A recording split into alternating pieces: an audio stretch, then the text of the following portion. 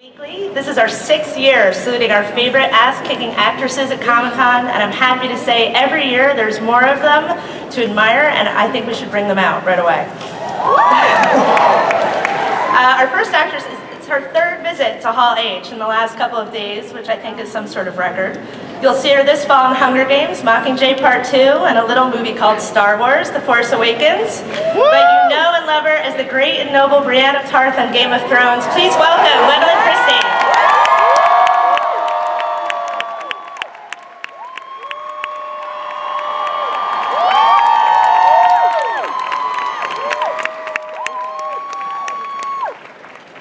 Our next actress is probably the only one who can make us forget about Captain America, playing a 1940s spy who always knows her own value.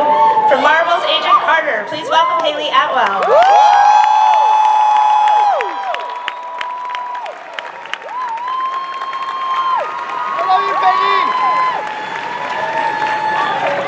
We've been waiting a really long time for the right woman to step into Wonder Woman's boots. From the upcoming Batman vs. Superman, please welcome Gal Gadot.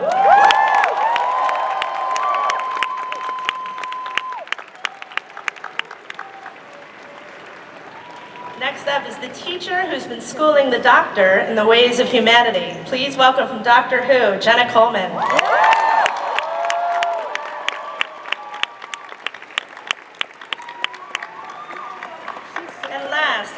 Not least, because I don't even know where to start with this next actress. From hobbling James Caan in Misery to commanding the room as a disembodied head in American Horror Story Coven, to rocking the bearded look on Freak Show, this Oscar-winning actress is an ass-kicking icon. Please welcome Kathy Bates.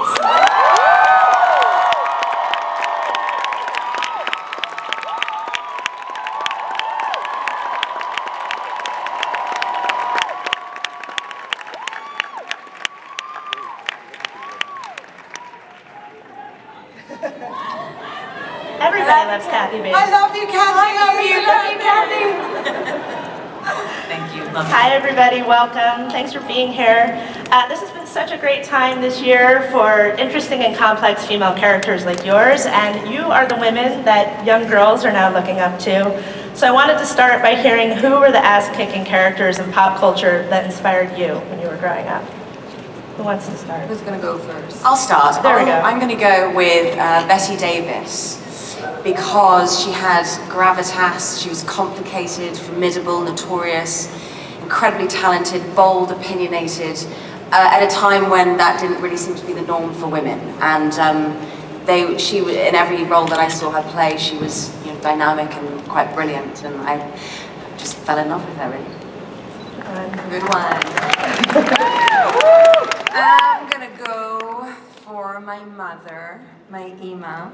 Well, she really gave me and my sister, she's given me and my sister everything that made us who we are today. I think the key thing is endless love, but she always made us feel like we were the best. And she always making us believe in ourselves and follow our dreams and work hard. So this one is for my Ima.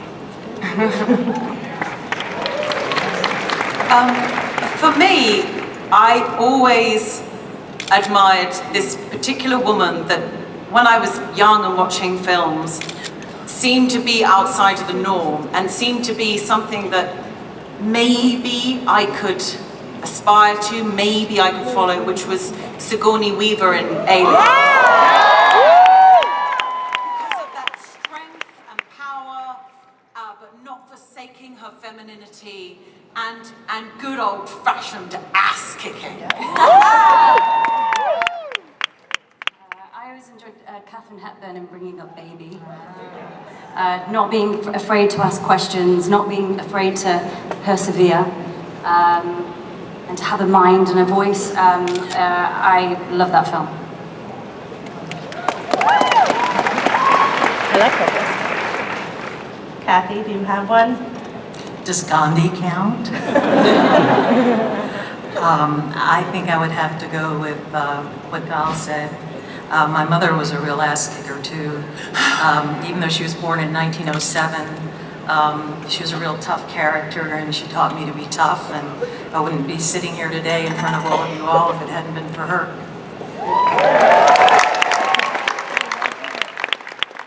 So I was wondering if any of you were going to say Wonder Woman, which brings me to now, because I think a lot of us probably also looked up to Wonder Woman growing up, and I just wanted to hear from you what it was like to put on Wonder Woman's costume the very first time. Wow. Where do I begin? So basically 3 days after I got cast for the movie, they flew me to Michigan, and I got into this for fitting. And I got into this huge room filled of images of me as Wonder Woman.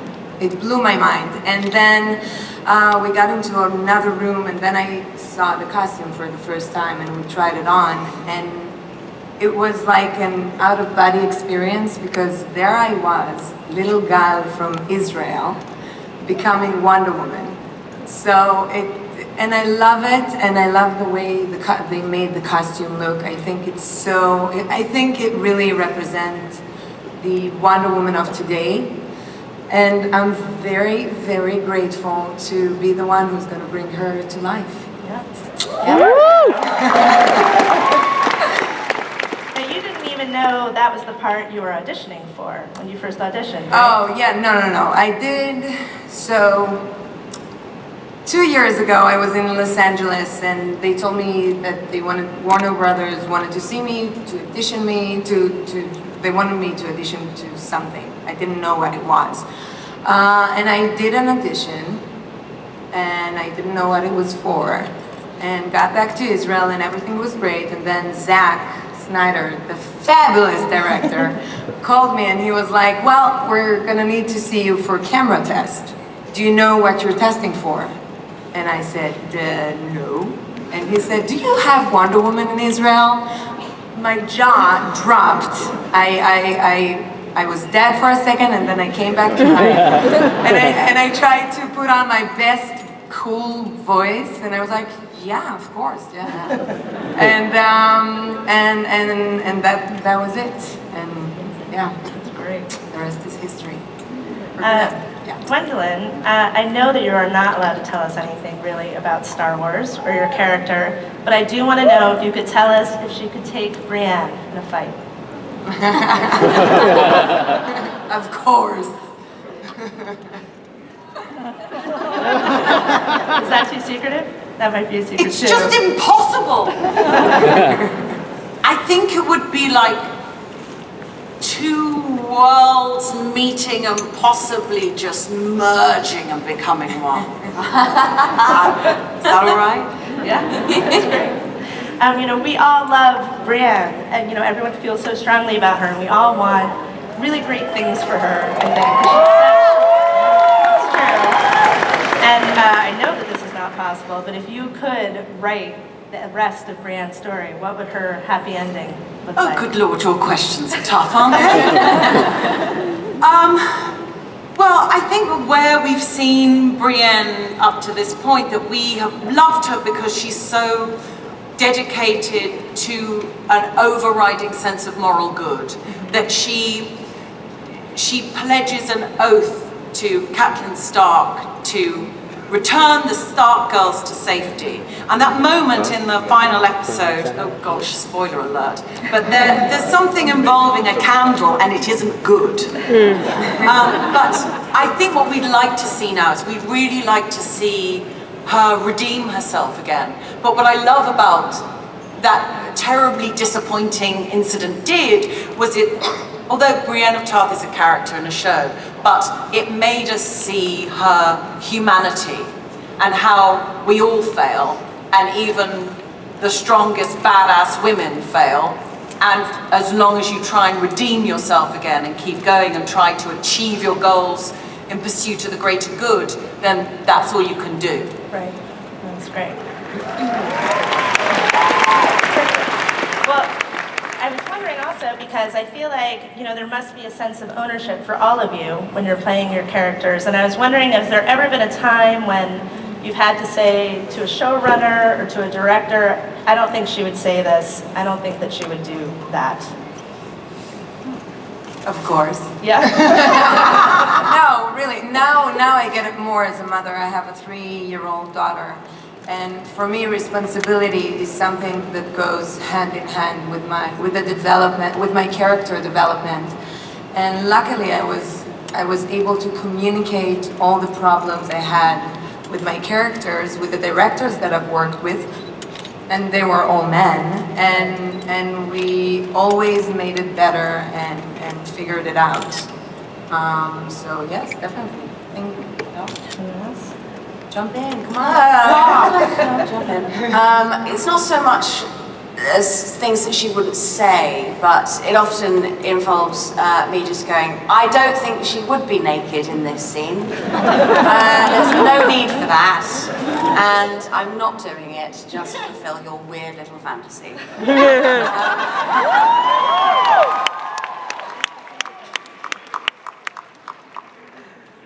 Hayley, was it important for you and your showrunners to really, like, what was important to bring out with Peggy when you brought her out from the Captain America world into her own show? Well, she didn't have much screen time on Cap, the first Avenger. I mean, we got a sense that she was capable and she was strong and she was kick-ass and she was tough. But I just felt that that kind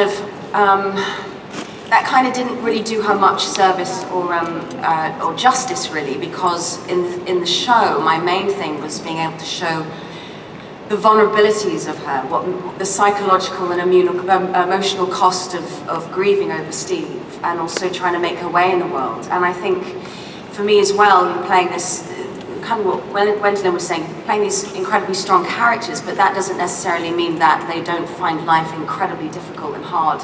And it's almost impossible to maintain that sense of empowerment all the time. And I wanted to show a side of Peggy that really struggled and had moments of isolation and self-doubt, because I think that's something that every person on the planet, to their own extent, can relate to, and that makes her so much more human and appealing to an audience. Yeah, I agree with that. Now, I have to ask you, I learned while researching, there's a group of fans called the Cardinelli Shippers. Yeah! Would you care to explain what it is, and did it surprise you when that started to happen? So Cardinelli is basically, I still don't quite understand the word shipping, but I suppose it's a nice thing. But they love the idea of Angie, the waitress who's Carter's friend, and Carter herself to have a bit of a love-in, I suppose, and which was, fantastic. And I think one of the reasons is not just kind of the enjoyment of what that would be, but I think it's quite rare on television these days to see women who are in a scene together not talking about the men. Having women who are talking together, genuinely loving each other, supporting each other, caring for each other, and not in competition with each other, not being catty and battling, but have a genuine affection for each other. And I think that was a very important part for Lindsay Fonseca and myself to bring out as a genuine relationship there, which is something that, again, I can relate to my own life with my own girlfriends. And I think that kind of natural affection meant that, luckily the fans took that relationship into their hearts, and then they just want them to kiss. So it always ends. Kathy, disembodied head, beard. What does Ryan Murphy have in store for you? Next? I don't know, this last season I was just afraid after they wrapped the chains around my head and it popped off. I was terrified somebody was going to have to pick it up and drag it around with them for the rest of the season. I just really got in the first couple of scripts of Hotel. I know I'm running the hotel, which is very exciting. That'll be fun. And I know I say this every season, but I don't know how our writers do it.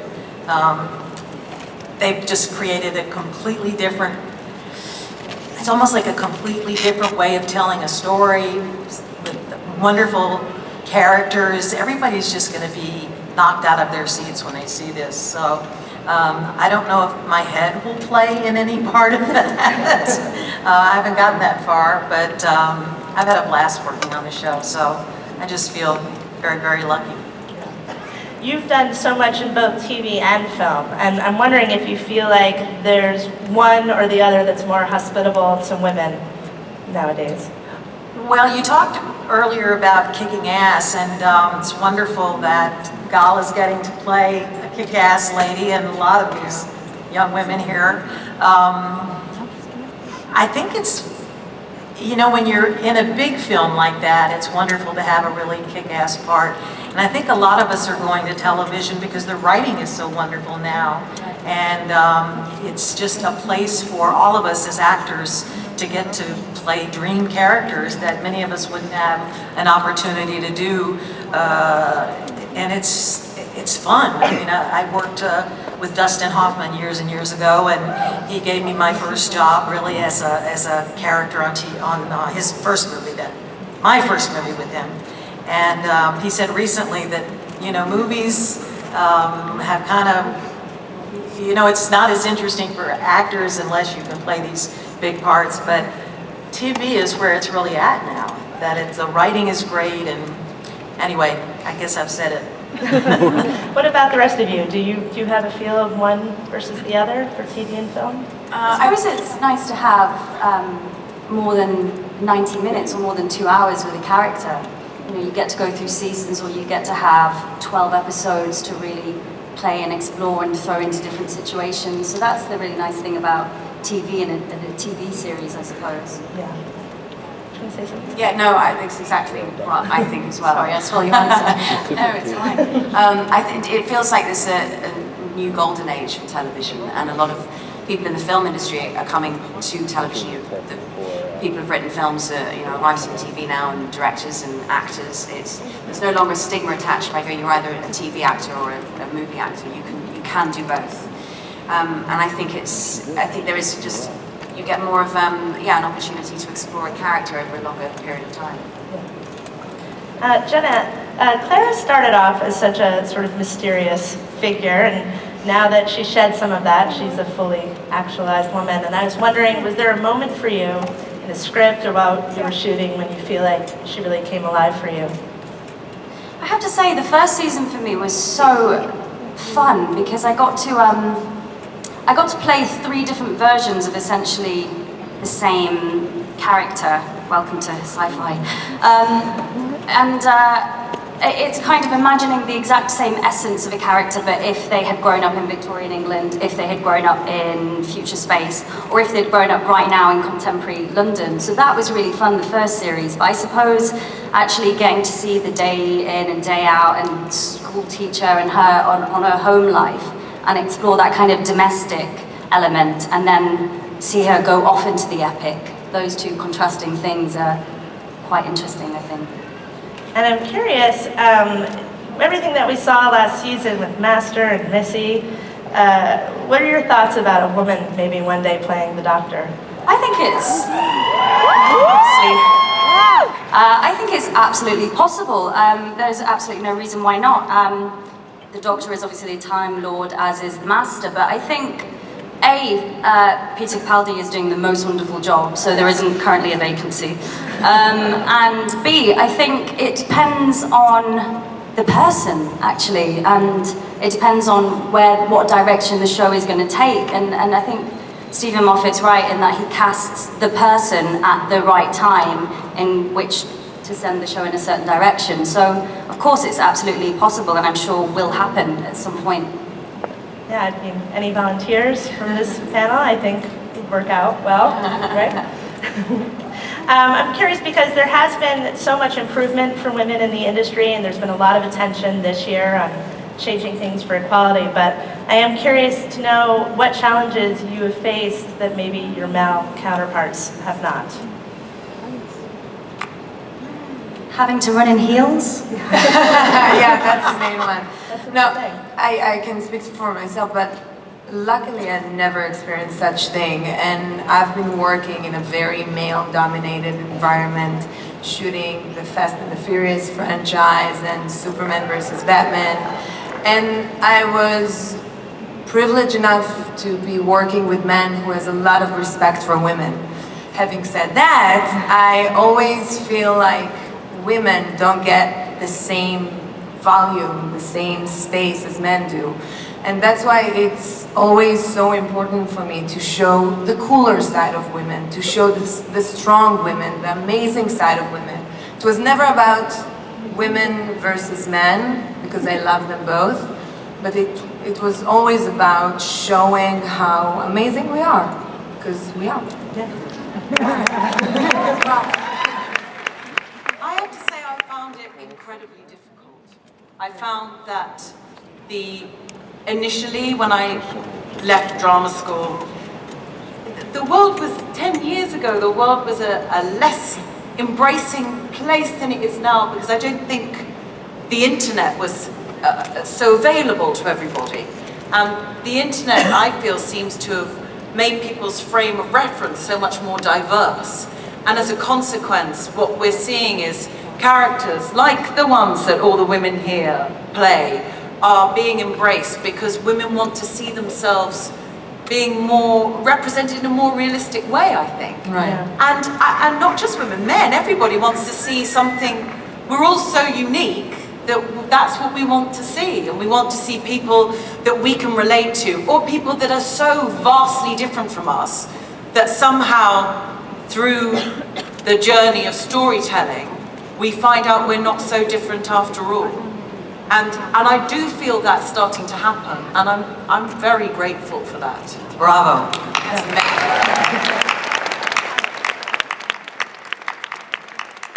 Anybody else? No. I don't know how to follow that. That was extraordinary. Yeah, it's hard to follow that.